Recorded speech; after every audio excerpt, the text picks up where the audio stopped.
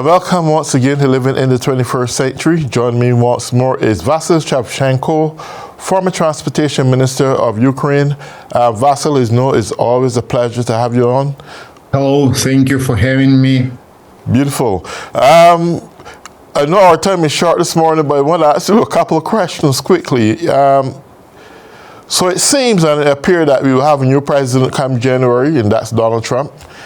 And he is not too much a companion of Zelensky, but he is Vladimir Putin's buddy.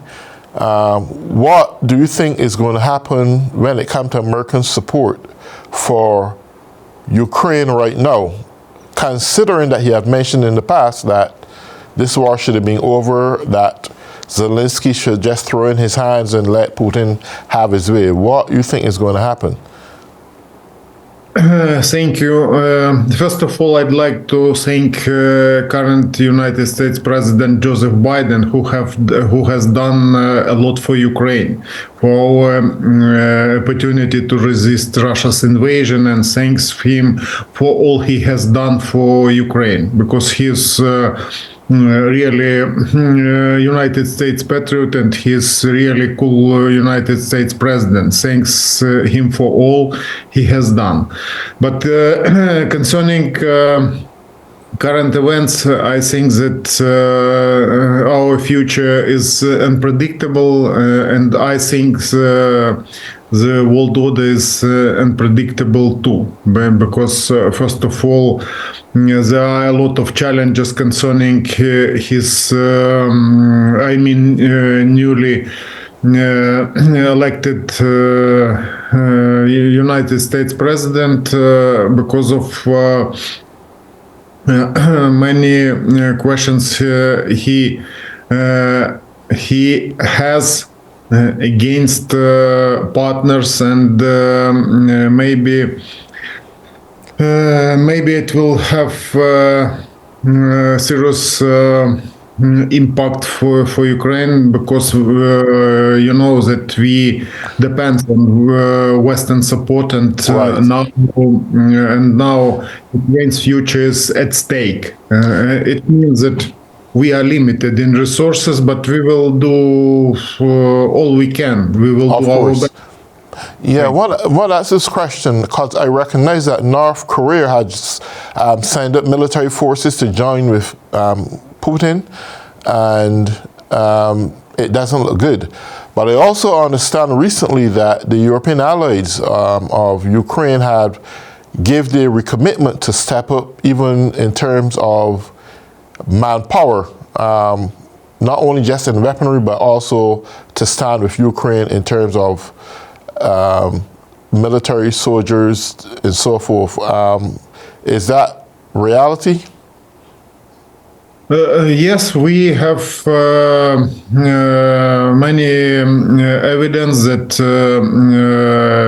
North Korea military troops are at the border of Ukraine, and they are going to storm Ukraine's fortifications. And there are many different type of information. First of all, we had information from intelligent military service, and they commented that in a month they will be ready to work to fight against Ukraine's fortification.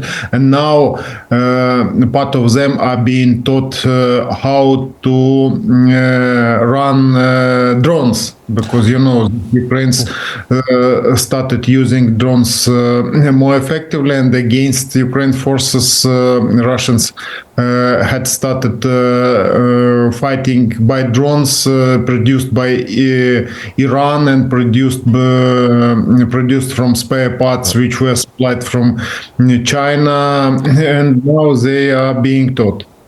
Right. Did Biden, any chance, step any military assistance before he leaves office? Do you have any ideas? Yes, we have seen an information that that Biden is preparing to send to Ukraine additional equipment and additional missiles for, better to say, missiles which are intercepted Russia's ballistic and cruise missiles. And now we can see that they are preparing to commit big missiles attack at Ukraine's territory, and now they are exhausting air defense system of Ukraine by drones. Okay. Because they have produced many type of drones. Okay, what about long-term missiles? Is the US providing any of those that can penetrate the Russian boundaries? To be honest, Ukraine's military forces and secret service are fighting effectively and are running Ukraine's produced long-range drones. And 2 days ago, we could see that Ukraine's forces managed to commit serious blow. Russia's military base in Caucasus, which is close to Iran, and there could be maybe storages Iran's weapon. And because of it, I think that it's our domestic instruments to defend our territory and to commit serious blow at Russia's territory, their military objects. The question I want to ask you earlier is: England, the European allies, at this point, is prepared to put boots on the ground in Ukraine to fight? But we have had many rumors about it, but we can say that in Ukraine are fighting volunteers from different countries, because we have international legion.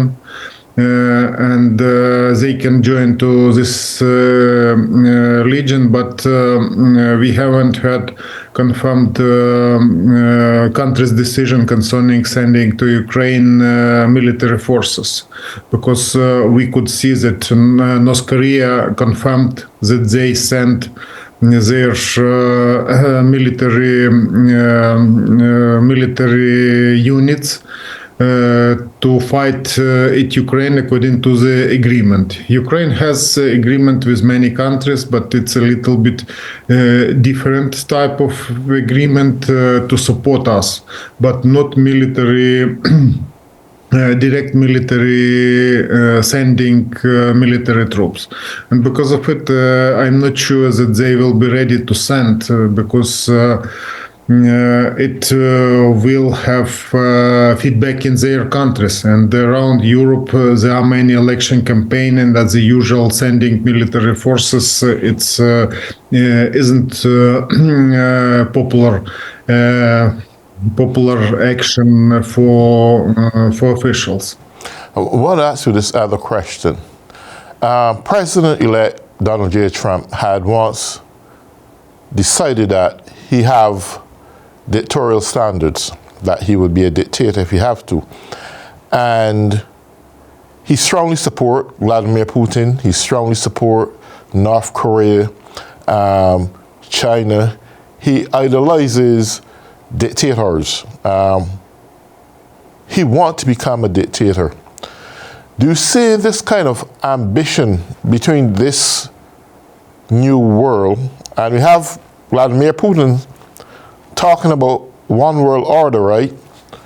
With this kind of desire that is starting to come together, how do you see democracies in democratic societies functioning today?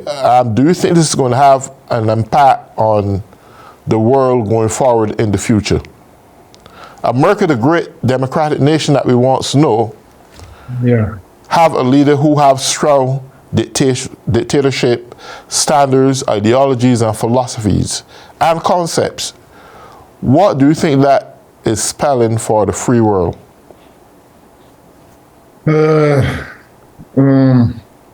I discussed it with my friends just before our conversation, and I didn't know how to comment it. It's big challenge or it's great challenge. Great, it's a little bit positive, and maybe big challenge or huge challenge for all countries whose belong to Western countries and who belong to NATO bloc, to belong to Grade 7 and developed countries. Determination. And now I can say that we have heard many his opinion about the line of questions, but nobody know how he will react for it. We know that he is committed the idea to establish peace, to stop wars, and to start negotiations, and to communicate with partners concerning free business relations. What will happen inside United States, I don't know, because there are many challenges concerning bordering conflict and rising prices, and a line of questions he promised to resolve, but concerning Ukraine and concerning world order and attempt to reshape it by dictatorship, I don't think that he will be able to act without partners. Because you know that our neighbors, for example, from European Union support us, but they are not ready to send their military troops to make decision concerning it. And Ukraine's president conversation with President-elect Donald Trump had many questions, and as a result, he commented that it was positive signal for Ukraine. But there is information that Elon Musk joined to this conversation, and he commented that he will still help Ukraine, providing Ukraine internet producing systems which are being used at the battle line and are being used in the places where it's impossible to install internet another ways. And I don't know how it will look in the nearest future, because now we depends on current president, and 2 months we will try to cooperate with him. And absolutely. Yes, yeah. And Yeah. America. Well, sorry for cutting you, Vasil. Down to the last few seconds, actually. But we'll get back in touch on this conversation pretty soon, next couple of weeks. And until then, take good care of yourself. And here on the second half of Living in the 21st Century, joining me now is Maksym Yali, Professor of National Aviation University of Ukraine. Maksym, it's always a pleasure to have you. Me too. Hello. Yeah, I really want to touch base with you urgently because we saw what the election results was all about. We know that Donald Trump is not a partner of Ukraine. I don't think he really cares, but I recognize that he will be president soon. And what does that put Ukraine, since he idolizes Vladimir Putin so much? What you think Ukraine is going to stand when it comes to support? Well, actually, we expected this variant, unlike 2016, when Donald Trump won for the first time presidency after Barack Obama's legacy. That was indeed for us, I mean, all in Ukraine, big surprise and expectations negative, actually. But because you remember that time there was also investigation about the times of Trump with Kremlin. Then appeared investigation of Steele, ex-intelligence service, about so-called, I would say, entertainments of Trump in St. Petersburg, etc., etc. But we are more experienced, and I would say this time, and we know what to expect. Because in 2016, Trump's promises and statements were very disturbing for Ukraine. That he said that even probably he will consider accepting annexation of Crimea, etc., etc. But finally, he didn't meet expectations and promises with Vladimir Putin, and it was he who put aside the veto on the selling of lethal weapons from the United States, which was imposed by Barack Obama. And we received first Javelins in 2018, anti-tank systems, which helped us a lot. Besides, he imposed sanctions on Russian gas pipelines. So finally, if to judge his first term, it was not so negative for Ukraine. It was a lot of noise, a lot of expectations, I would say, challenges, but finally we passed it without serious problems, and that big deal, so-called, he was promising to make with Putin, it was not realized. And finally, Ukrainian national interests were not betrayed. Probably, as they say, it was also about so-called deep state of the United States, and who reassured Donald Trump that a lot depends for the United States how this conflict would be solved. Yeah. I want to ask you this brief question before you ask this other one. Would you say, in comparison, that Trump did a little bit more for Ukraine than Obama did when he was in power? Yes, he did indeed. Right. It's fact, because Obama didn't impose any serious sanctions against Crimea, even, and didn't do anything for guarantees we had. Budapest Memorandum when we gave up third in the world nuclear weapons potential. But Trump and we had security guarantees from the United States, Great Britain, and Russia, signed by the president, that time President Clinton. But when Putin started military operation on annexing Crimea, he didn't do anything. And besides, because of weak reaction, I'm sure, it was a lot of done, and that Putin decided to go on, and he started military aggression against Ukraine in Donbass.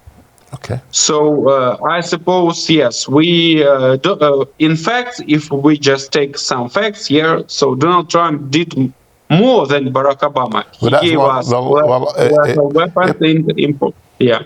But that's a good thing. I like to be fair and just in everything I ask, because I understood that there were moments when President Biden at that time, who was his vice president, had urged Obama to do something for the Ukraine, and he stood by and he did nothing.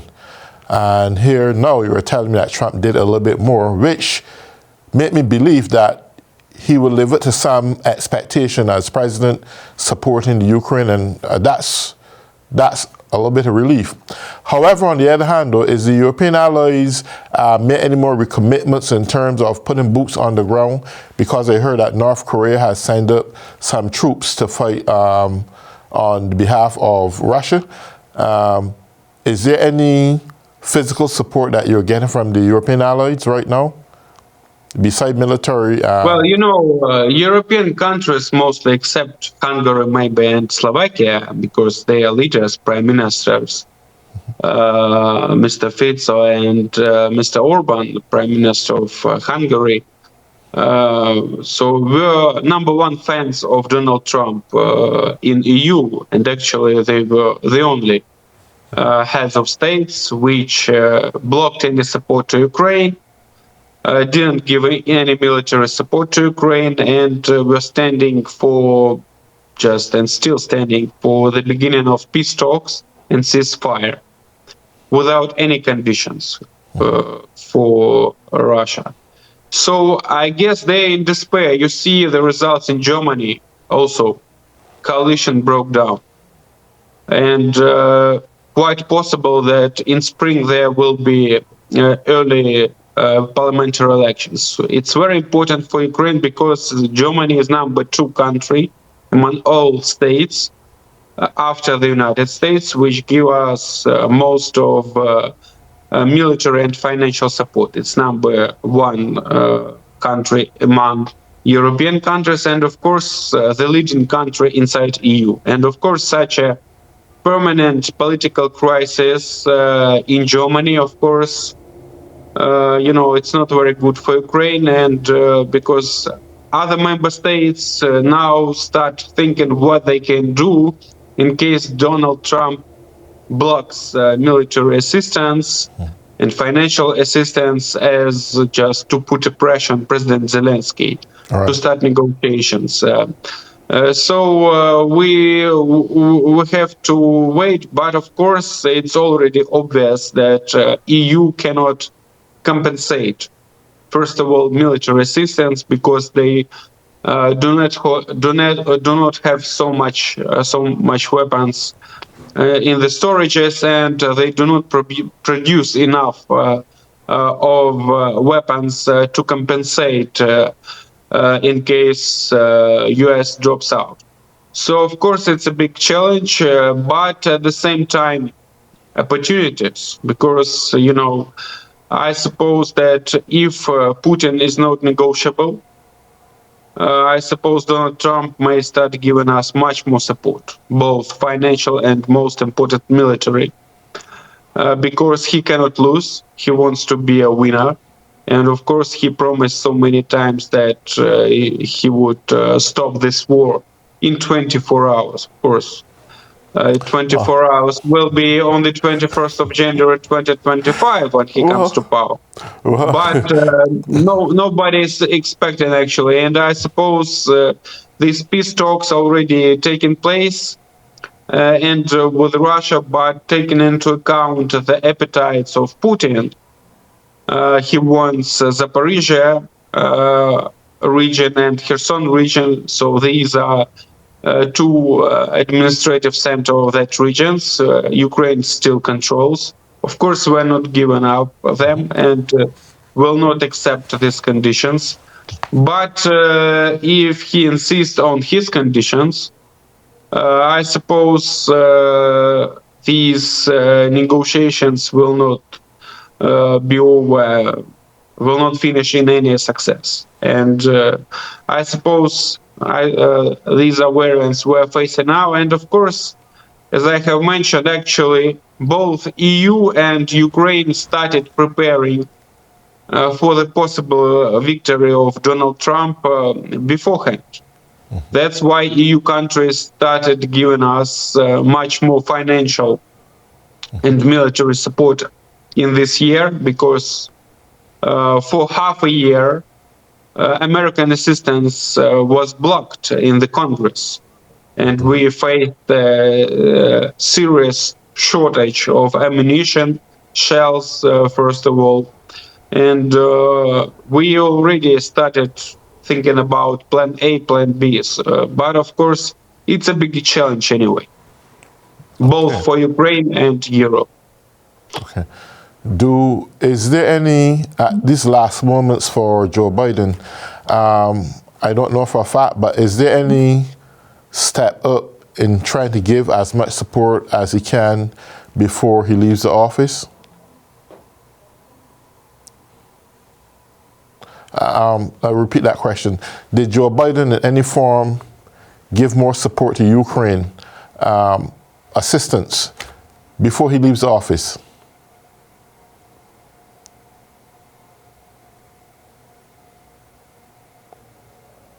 Oh, yeah, it seems so. Yeah. Okay. Okay. Okay. Yeah, Maksym. This last question I have for you. Did Joe Biden... Yes, of course. Mostly wanted, I would say, in short-term perspective. And the permission we are waiting already for a long time from President Biden is to allow us to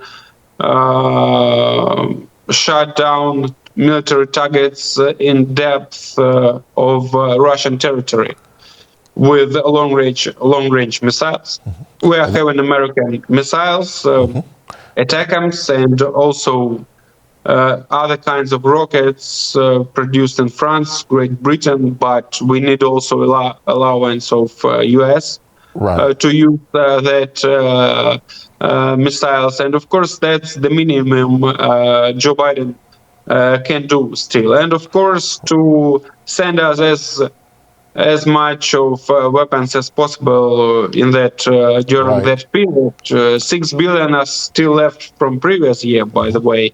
We haven't used even amount from that $61 billion voted in Congress, still 10% of which we still have not received. So that's actually the obvious steps Joe Biden could do. Right. So he did give permission to use long-term missiles? No, we are asking for him and President Zelensky, but he's still hesitating. But that's the time, and also like an answer for the North Korean soldiers on the Russian territory so far already. Of course, it will help us to curb Russian offensive operations both in Kursk region and on our territory as well. Okay. Well, Maksym, the 14 minutes had run pretty quickly. We will look in the next couple of weeks. We will look to do the half hour as usual. And we will keep in touch as time moves forward to see what progress Ukraine is making with this new administration. But until then, take good care of yourself, stay safe, and to all those who are tuning in on Living in the 21st Century, have a great day.